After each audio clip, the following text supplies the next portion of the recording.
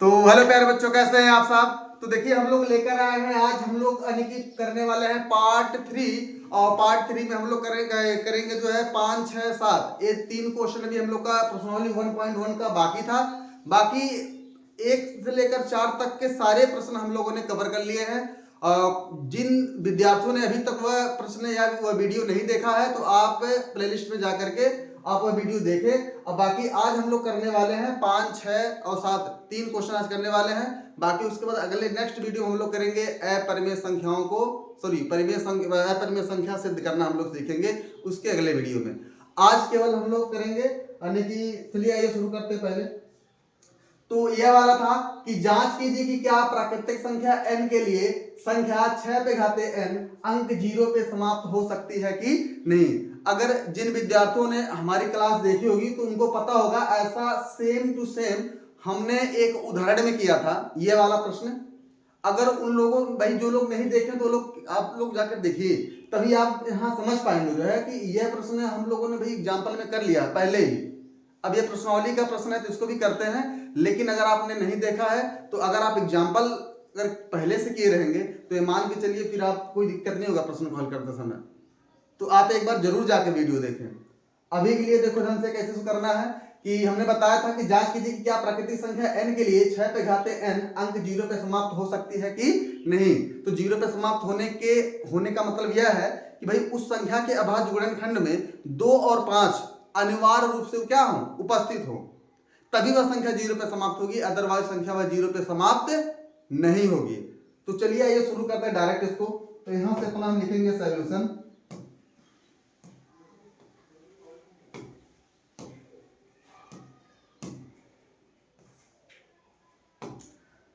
तो सॉल्यूशन में यहां लिखेंगे हम हल।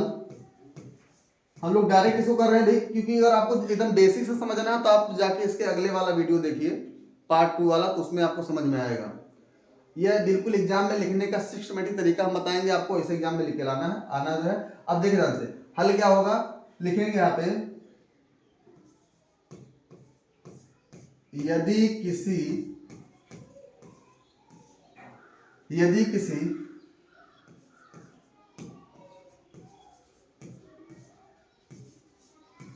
संख्या के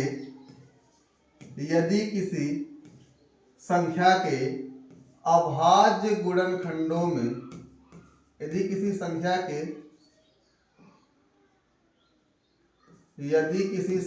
के अभाज्य गुणनखंडों में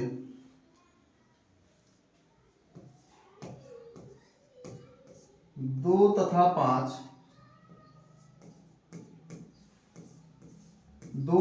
5 अनिवार्य रूप से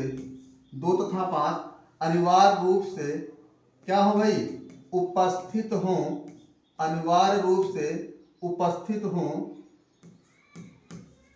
तो वह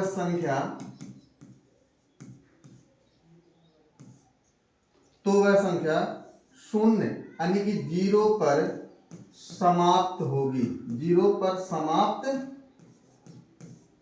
होगी।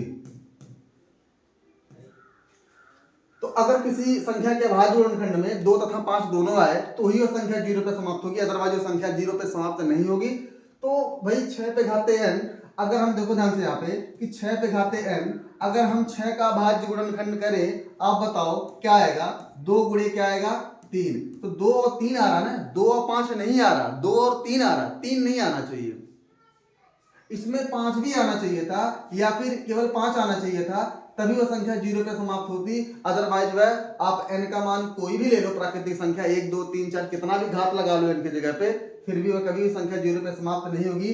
जैसे अगर n का मान 1 रखो तो 6 कम कितना आएगा 6, n का मान 2 रखोगे तो 6 और 6 कितना हो जाएगा 36, और 6 पे घाते n का मान 3 रखो तो आएगा 216।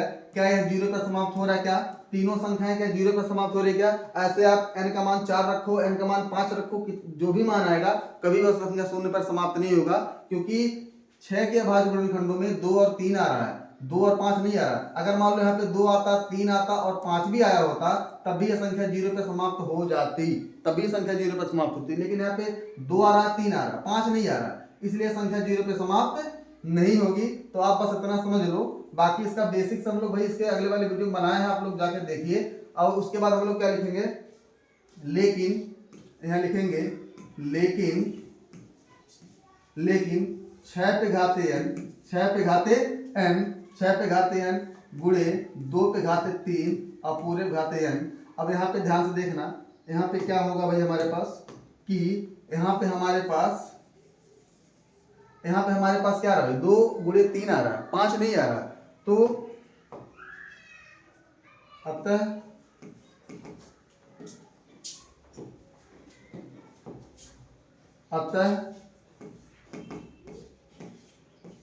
n के किसी भी प्राकृतिक मान के लिए, n के किसी भी प्राकृतिक मान के लिए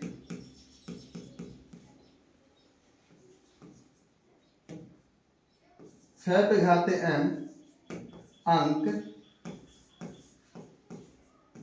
0 यानी कि 0 पर समाप्त नहीं होगी। हमारे ख्याल से आपको समझ में आ गया होगा। क्यों नहीं होगा, क्योंकि भाई 6 के अभाज्य गुणनखंड में 2 और 3 आ रहा, 5 आ ही नहीं रहा। जब तक 5 आएगा नहीं तब तक 0 पर समाप्त होगा नहीं। तो अतः n के किसी भी प्राकृतिक मान के लिए 6 पे घाते n अंक 0 शून्य पर समाप्त नहीं होगा।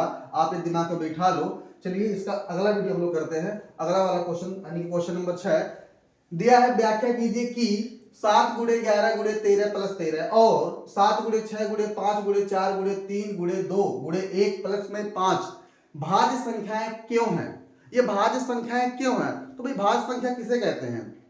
जिन संख्याओं का 2 या 2 से अधिक अभाज्य गुणनखंड हो, जिन संख्याओं का 2 या 2 से अधिक अभाज्य गुणनखंड हो, या जिन संख्याओं को 2 या 2 से अधिक अभाज्य गुणनफलों के रूप में लिखा जा सकता है, उन्हें भाज्य संख्या बोला जाता है। जैसे अब मान लो यहाँ पे भाज्य संख्या पूछा है, तो भाज्य संख्या क्यों है, अब ध्यान से देखना। यहाँ पे भाज्य संख्या किसे कहते हैं?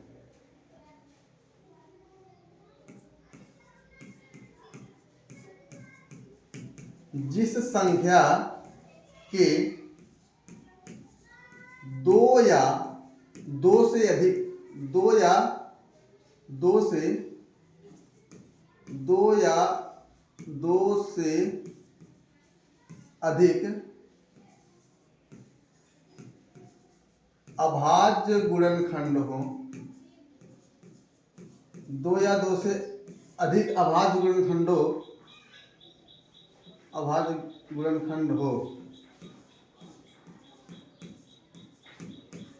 तो वह संख्या क्या होगी भाई हमारे पास? तो यह संख्या क्या होगी? तो वह संख्या क्या होगी? भाज्य होगी। या फिर हम एक चीज और कह सकते हैं भाई, एक और कह सकते हैं, या 2 या 2 से अधिक 2 या 2 से अधिक अभाज्य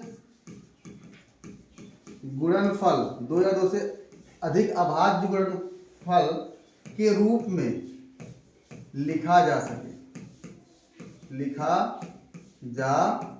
सके। तो हमारे ख्याल से आपको समझ में आ गया कि भाई भाज्य संख्याएं क्या होती हैं, कि जिस संख्या के 2 या 2 से अधिक अभाज्य गुणनखंड हो तो वह संख्या क्या होती है? भाज्य होती है। या 2 या 2 से अधिक अभाज्य गुणनफल के रूप में लिखा जा सके। जैसे मान हमारे पास मान लो कितना है, ये 100। अब कोई पूछे भाई ये 100 ये भाज्य संख्या है, ये संख्या भाज्य संख्या है, अब क्यों है? तो आप कैसे बताओगे? आप क्या कहोगे कि भाई देखो 100 को हम लोग क्या कर सकते हैं भाई, हम 100 को लिख सकते हैं 10 गुणे 10, 10 गुणे 10। तो बताओ यार, 2 संख्या के गुणनफल के रूप में हुआ कि नहीं हुआ? 2 संख्या के गुणनफल के रूप में हुआ कि नहीं हुआ? या फिर ऐसे कर दो कि भाई 10 को हम लिख सकते हैं 2 गुणे 5, अब 5 गुणे क्या हो जाएगा? 10। अब आप खुद देखो यह भाज्य संख्या क्यों है, क्योंकि इसका जो अभाज्य गुणनखंड हम लोगों ने निकाला, इसका जो भाज्य गुणनखंड निकालेंगे वह 2 या 2 से अधिक आ रहा है। भाई 2 गुणे 5 आ रहा था, उसको भी तोड़ोगे 2 और 5 आएगा, तो 2 और 5 मतलब 1 2 3 4 आ रहा है। मतलब 4 अभाज्य गुणनखंड हो रहे हैं इसके, यानी कि जिस संख्या के 2 या 2 से अधिक हो, मतलब 2 हो या 2 से ज्यादा हो, तब वो संख्या भाज्य मानी जाएगी। यहाँ तो 2 3 4 आ जाएगा, इसका मतलब यह संख्या 100 हमारे पास क्या है, भाज्य है। या हम सिंपल शब्दों में कह सकते हैं इसको 2 से अधिक अभाज्य गुणनफल के रूप में लिखा जा सकता है। जैसे 2 गुणे 5 अगुणे कितना है, 10 है। इसके नाते 100 क्या है हमारे पास, भाज्य संख्या है। वैसे सेम यानी कि चलिए पहला वाला पार्ट हम लोग इसका करते हैं, पहला वाला पार्ट हम लोग करेंगे इसका। तो पहला वाला पार्ट क्या हमारे पास दिया है, 7 गुणे 11 गुणे में 13 और प्लस में कितना है, 13 है। तो यहाँ पे 2 क्वेश्चन है, एक ही क्वेश्चन में 2 क्वेश्चन दिया हो, तो पार्ट 1 हम लोग कर रहे हैं, पार्ट 2 भी करेंगे। तो ध्यान से देखना यहाँ पे क्या होगा कि भाई आप यहाँ ध्यान से देखना कि भाई 13 कॉमन है। आप जब 13 कॉमन करोगे क्या बचेगा, यहाँ पे हमारे पास बच क्या रहा है, 7 गुणे में 11 और गुणे में 13 कॉमन हो गया, क्या बचेगा यहाँ पे 1 बचेगा। और प्लस में यहाँ से भी 13 गायब हो गया, यहाँ भी कितना बचेगा 1। तो यहाँ पे 13 तो बाहर रहेगा और 11 से 77 और 77 एक कम कितना होगा, 77 होगा। और प्लस में 1 है तो 77 एक कितना हो जाएगा, 78। तो यहाँ हो जाएगा 13 गुणे में कितना हो जाएगा, 78। अगर आप ओवरऑल देखो, अगर इसको ध्यान से आप देखो तो बताओ इसका, इस संख्या को हम 2 अभाज्य गुणनफल के रूप में लिख सकते नहीं लिख सकते हैं, लिख सकते हैं, लिखा हुआ है। अतः यह संख्या इसलिए क्या है, भाज्य। तो लिखेंगे चूंकि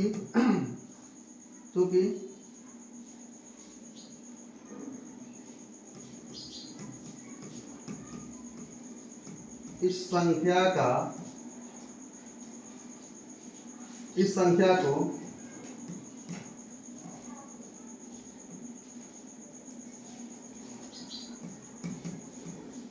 दो संख्याओं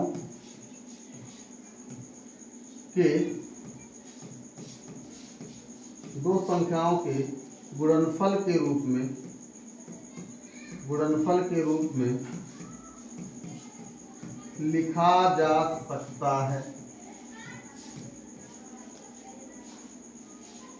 या ऐसे लिख दो, दो संख्याओं के गुणनफल के रूप में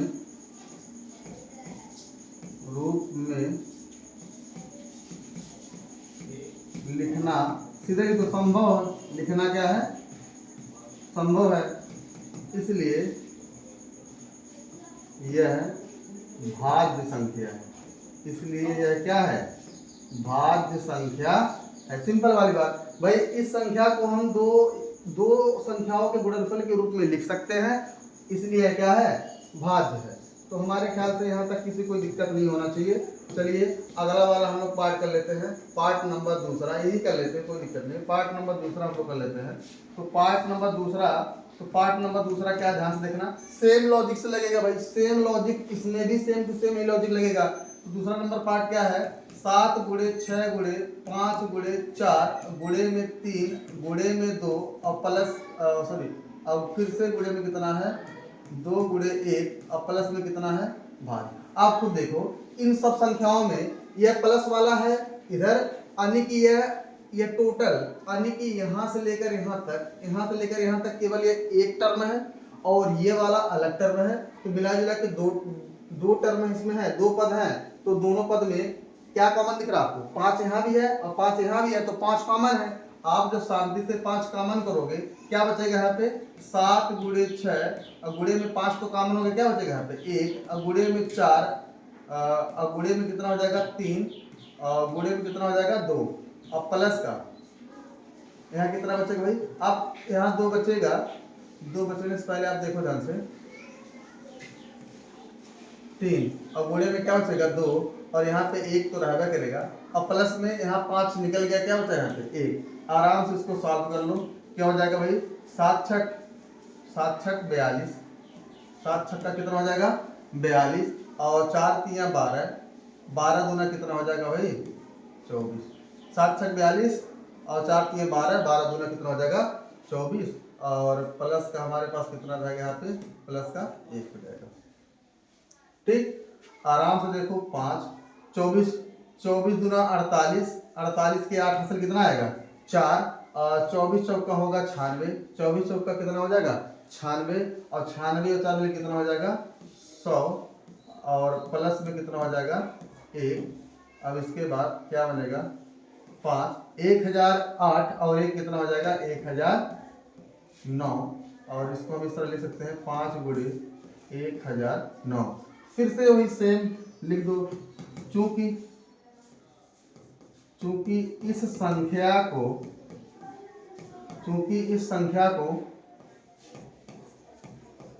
दो संख्याओं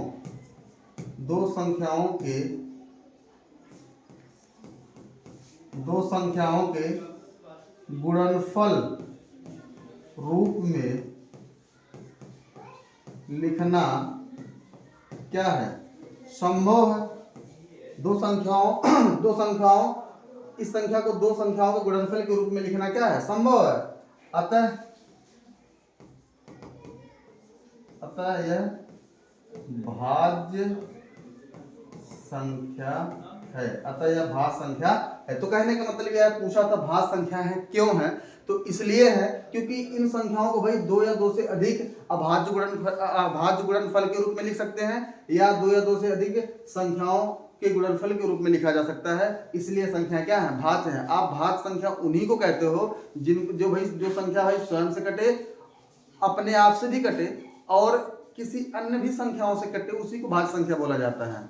तो भाई जब उनका भाज्य गुणनखंड होगा दो या दो से अधिक, तभी तो संख्या भाज्य होंगी, अदरवाइज वह अभाज्य संख्या हो जाएगा।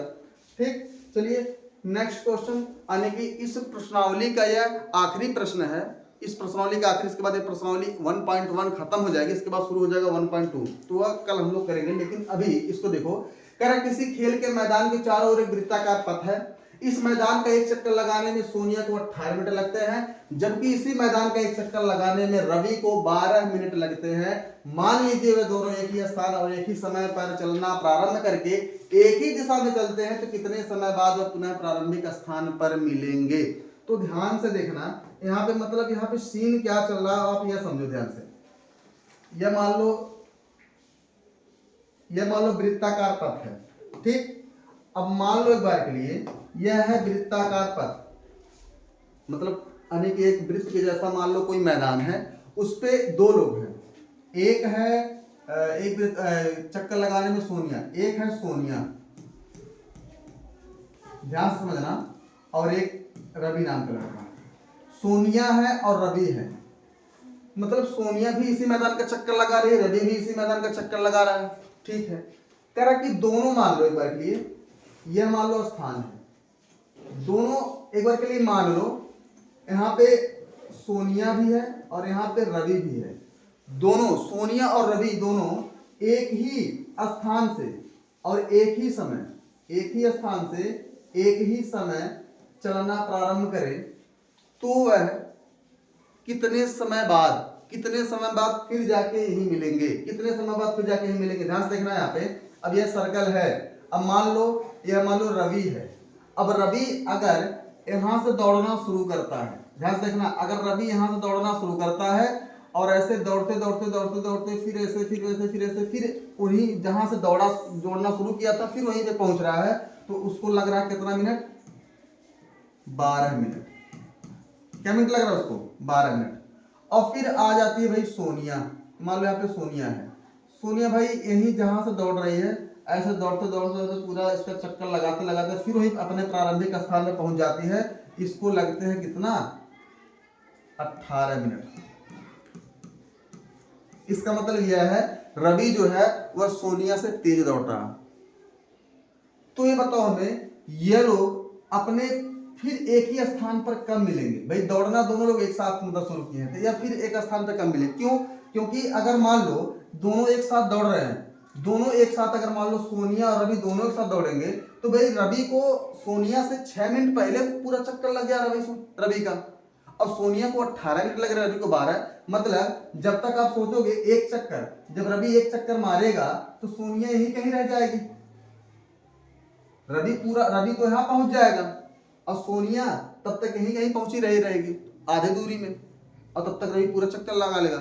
तो कितने समय बाद वो लोग एक स्थान पर मिलेंगे, एक का साथ जहां से दौड़ना शुरू किए थे फिर वहीं कब मिलेंगे? तो ऐसा तब होगा जब इनका आप एलसीएम निकालोगे तो आपको पता चलेगा। जैसे मान लो अब यानी कि अगर एक चक्कर लगाएगा रवि, रवि का अगर एक चक्कर लगेगा तो क्या मिनट लगेगा भाई 12। अगर 2 चक्कर लगेगा तो कितना लगेगा 24। और 3 चक्कर लगेगा तो कितना लगेगा भाई 36 मिनट। रवि को 3 चक्कर लगाने में इस पे लिखा 36 मिनट लगेगा। और सोनिया एक चक्कर लगाएगी कितना लगेगा भाई, एक चक्कर का सोनिया का एक चक्कर कितना लगेगा 18 मिनट। 2 चक्कर का क्या होगा कितना होगा 36 मिनट। इसका मतलब यह है जब दोनों का समय यानी कि 36 मिनट इसका भी 36 मिनट इसका भी, जब दोनों का समय सेम होगा तभी वह प्रारंभिक स्थान पर मिलेंगे।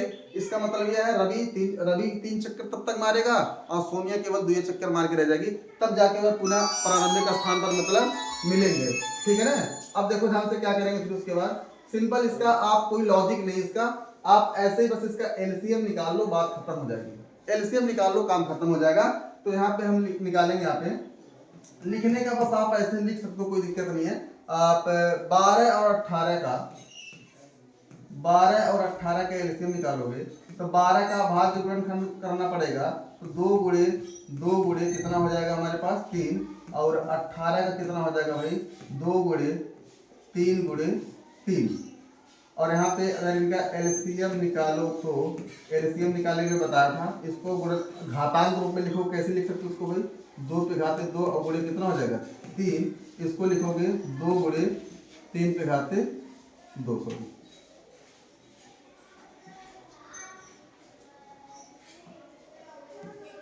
तो एलसीएम में क्या होता है भाई, कॉमन संख्या का उच्चतम घात, 2 कॉमन है तो 2 पे कितना घात है 2, इसमें क्या कॉमन है 3 पे घाते कितना है 2, तो 2 का घाते 4 का मतलब 2 पे घाते 2 का मतलब 4 होता है, 3 पे घाते 2 का मतलब 9 होता है, तो 4 9 कितना हो जाएगा 36, यानी कि आ गया हमारे पास 36 मिनट। एलसीएम कितना है भाई 36 मिनट। तो हम लिखेंगे अतः सोनिया और रवि 36 मिनट बाद अपने प्रारंभिक स्थान पर पुनः मिलेंगे। बात खत्म। तो 36 मिनट बाद अपने प्रारंभिक स्थान पर पुनः जाकर वो लोग मिलेंगे। ठीक है ना। तो तब तक आपको यह पूरा प्रश्नावली 1.1 खत्म समाप्त हो गया है। अब इसके बाद हम लोग अपरिमेय संख्या सिद्ध करना सीखेंगे, और इसके बाद भी अगर आपको कहीं भी कोई दिक्कत अगर हो तो आप एक बार कमेंट करिएगा, उसको अगले वीडियो में प्रयास करेंगे उसको अच्छे से जो है एक्सप्लेन करने के लिए। तब तक के लिए बाय।